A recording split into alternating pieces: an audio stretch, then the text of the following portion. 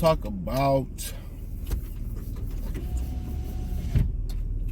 the Pistons. If they can hit some shots, some of the younger guys can hit some shots, they could turn it around. Obviously, there has to be identity that's forged there. I mean, just like anything, any young, organism or young child, mammal, whatever you want to call it, forge their own identity in their own place. And they kind of been in the infancy stages of development for quite some time. So, they got to figure out a calling card among some other things, cohesiveness and all that other stuff. But, for the most part, the core been together, depending on who stay and who go.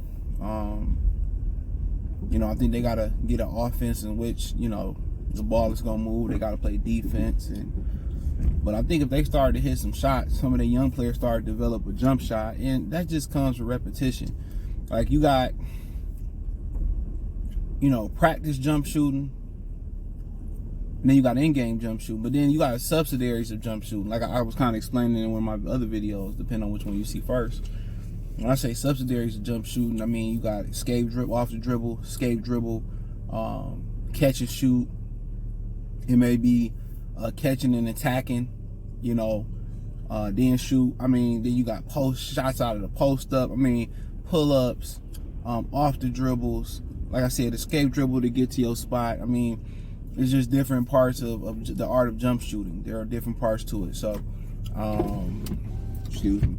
So, like I said before, so then you think about, okay, a guy like Bruce Bowen just spot up and jump shoot, but really, if you look at guys like Ron Hollins with that athletic ability, Jaden Ivey with that athletic ability, do you just want them just to be able to spot up? No, you want to be able to, jab step, escape dribble, pull up, get to their spot. You want them to be the complete package with that athleticism. And then you talk about, amongst other things, they got to develop defense, ball protection, all that type of stuff. I ain't know the male ladies was all huddled up over here. I ain't gonna lie, old girl can get it though. Too close to my job though. Like, damn, I don't know, y'all male ladies. I didn't know they must have some type of little thing over here, like a little division over here and shit. Man, them male ladies, it's hard to be out of shape being a male lady though. Let's call it. Let's keep it a bean.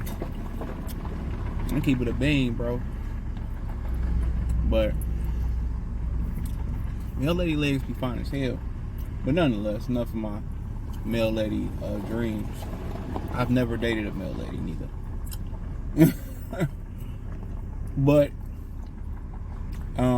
yeah, shooting the ball, just different, and then other parts of development, they got to develop as well too. Brother, come on, man. If you don't turn, what you waiting on Santa Claus to come? So yeah, it's different things to jump shooting, man. So if they can start to get some jump shooting, bro, and people, Cade is usually exempt from criticism except for me. I'm like the only one. Like, he don't shoot the ball that well neither. Let's keep it all the way funky. He don't shoot the ball all that well either. Brother Cade ain't the most knockdown shooter neither, bro. Our brother Cade Cunningham, oh nah, he ain't out here sharp shooting either. He another guy that need to shoot the ball a lot better. That motherfucker jump shot broke it in my pockets. Yeah. Another one that don't shoot the ball too well, but if they can start to shoot the ball well, this thing will turn around.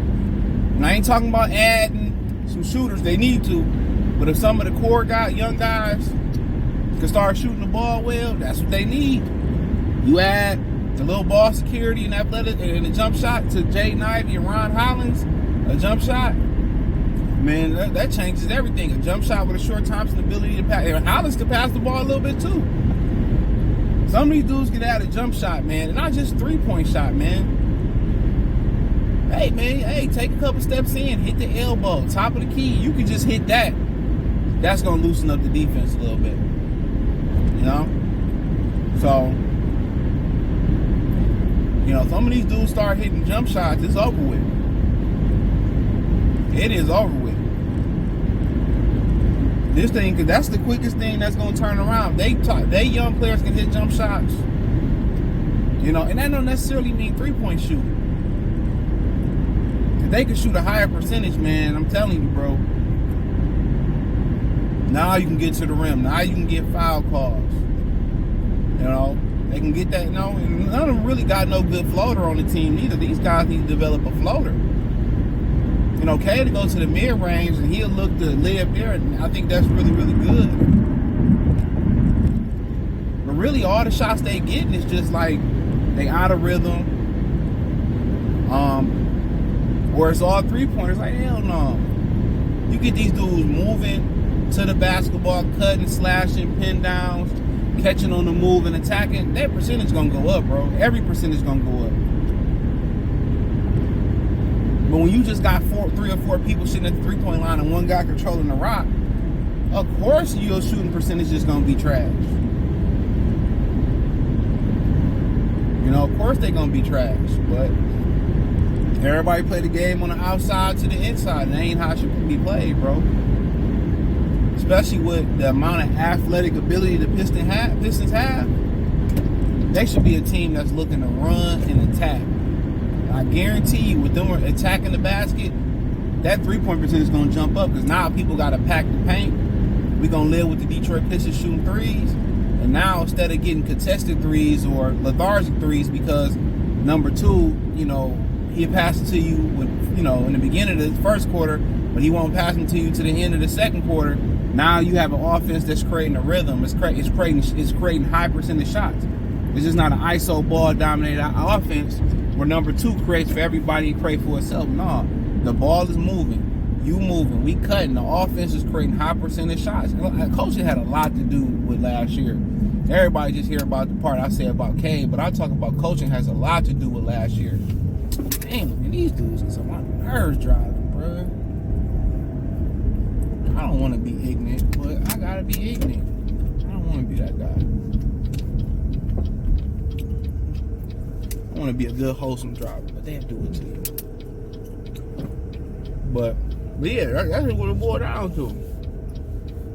You know? So, but a lot of people just, a lot of y'all young guys just see how basketball played today. That ain't how it's supposed to be played. And I ain't saying that as, oh, you know what, boy, I watched Mookie Blaylock get 50 points shooting all layups. I watched Muggsy Bowles lock down Nick Van Exel in my day. I ain't talking like that. It just played all wrong, bro. And if somebody taught the game the right way, they'd dominate the league. And I think the way the Minnesota play basketball, the way Denver play basketball, that's how basketball is supposed to be played on both ends of the court. That's how ball is supposed to be played. Pause. How they play the game, that's how you should play basketball. That's how basketball should be played. It's not a your turn, my turn, your turn, my turn, your turn, like Luka and them, Luka and Dallas, or LeBron and AD, or LeBron and Kyrie, like your turn. No, it gotta flow. Basketball has to flow. It's like jazz. What did BBD say? It's on the smooth tip. It's smooth. It's like it's just emotion. Today is just like a hard rock, just throwing up bricks until we hit one. You know, that's just how it is today, bro. But it's smooth. It's poetry in motion. It used to be, you know, poetry in motion, man. When I was growing up, man, I used to love basketball, bro. That was my first love. And then it was boxing, but I used to love basketball, bro. Like I used to live for that shit, man. You know, I used to love it, bro. My favorite players was favorite player of all time, Allen Iverson. I can never see that in life changing. Allen Iverson was my favorite player. Number 2 was Kevin Garnett. Number 3, Kobe. 4, Reggie Miller. And like 5 was like Tim Duncan. I had a pair of Tim Duncan shoes too. That was my guy. Those were my guys. Those were my guys I used to my guys. It don't change. Grant never got hurt. He'd have been in that conversation easy. Grant had Detroit on lock. I had the feelers. Still want to get them boys. They sold out so quick. Had to go resell. But yeah, those my guys back in the day, bro. Like, for real. They're my guys. But I used to love Young Ray Allen too, man. Him, Cassell, Irvin Johnson, Tim Thomas, Glenn Big Dog Robinson. Yeah, I used to love them boys too. I used to love a bunch of teams back in the NBA. Used to be fun to watch, bro. Seattle team. Gary, Deadlift Shrimp was my boy. That was my white boy right there, especially on live. Deadlift Shrimp. Remember Rex Chapman? I used to kill it with Rex Chapman on night and shoot out 98, 99 and shit. Rex Chapman, Tom Chambers. The NBA used to be good back in the day, man. You know, y'all think this shit is talent. This ain't talent. This ain't talent. They alright, man, but talent was, you had jokers like Mitch Richmond. He was another one. Nick Anderson, Nick missing free throw Anderson.